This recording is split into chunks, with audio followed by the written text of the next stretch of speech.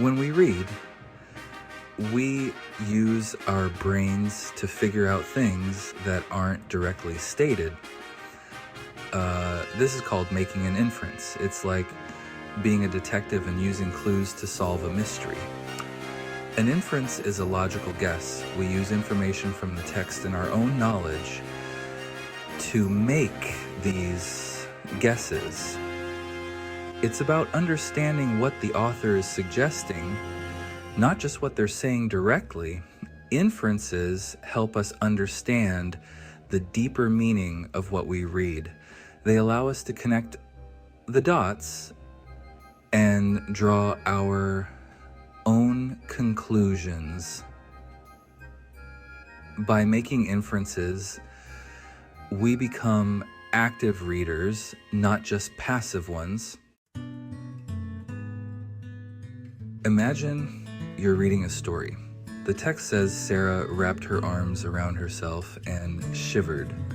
The story doesn't say Sarah is cold, but we can guess that. We use the information wrapped her arms and shivered to infer that Sarah is probably cold. This is a simple inference, but it helps us understand the story better. Authors don't always tell us everything directly. They leave clues for us to find. By paying attention to these clues, we can make inferences and get a better grasp of the story. Just like a detective uses clues to solve a case, readers use context clues to make inferences. Context clues are hints within the text that help us understand the meaning. For example, if the story says the birds were chirping and the sun was shining, we can infer that it is morning. The words chirping and sun shining are clues about the time of day. Sometimes context clues come from the characters' actions or dialogues. By paying attention to how characters interact and what they say, we can infer their feelings and motivations. Believe it or not, our own experiences and knowledge play a big role in making inferences. This background knowledge helps us connect with the text on a deeper level. For example, if you've ever experienced a snowy day, you can easily infer the feeling of coldness in the story about Sarah. Our personal experiences help us relate to the characters and situations. However, it's important to remember that everyone's background knowledge is different. What seems obvious to one person might not be clear to another. This is why it's important to pay attention to the text and use context clues. Section 5. Reading between the lines. Making inferences is like reading between the lines. It's about understanding what is implied, not just what is stated directly. This skill is crucial for comprehending any type of text. When we make inferences, we engage our critical thinking skills.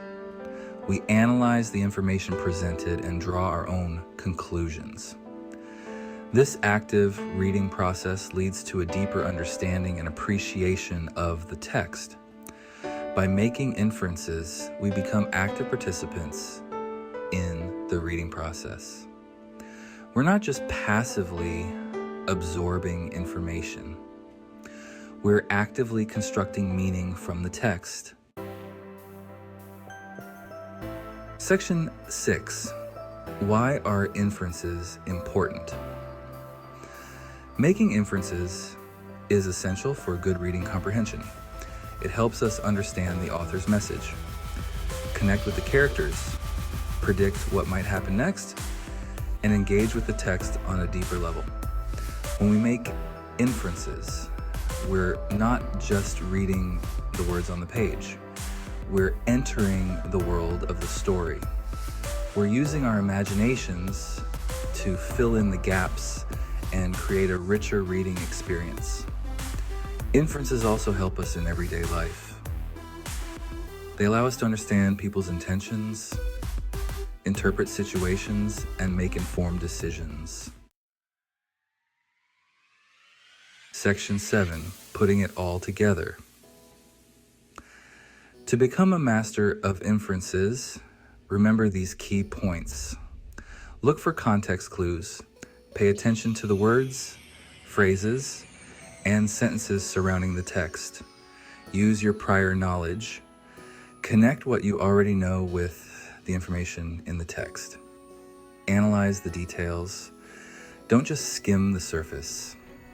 Dig deeper and think about the implications of what you read. Ask questions. If something is unclear, ask yourself questions to help you make an inference. Remember, making inferences is like solving a puzzle. Use all the pieces of information you have to create a complete picture. Section 8. Everyone understands differently. It's important to remember that everyone brings their own experiences and perspectives to their reading. This means that people might make different inferences, even when reading the same text. There's no single right inference. What matters is that you can support your inferences with evidence from the text and your own knowledge. Don't be afraid to discuss your inferences with others. Sharing your thoughts and interpretations can lead to a deeper understanding of the text. Section 9. Keep practicing. The more you practice making inferences, the better you'll become at it. Look for opportunities to make inferences in everything you read, from novels to news articles to social media posts. Pay attention to how your own background knowledge influences your inferences. Reflect on how your personal experiences shape your understanding of the world and the texts you read. Remember, making inferences is a key to unlocking the hidden meanings in texts and becoming a more engaged and insightful reader.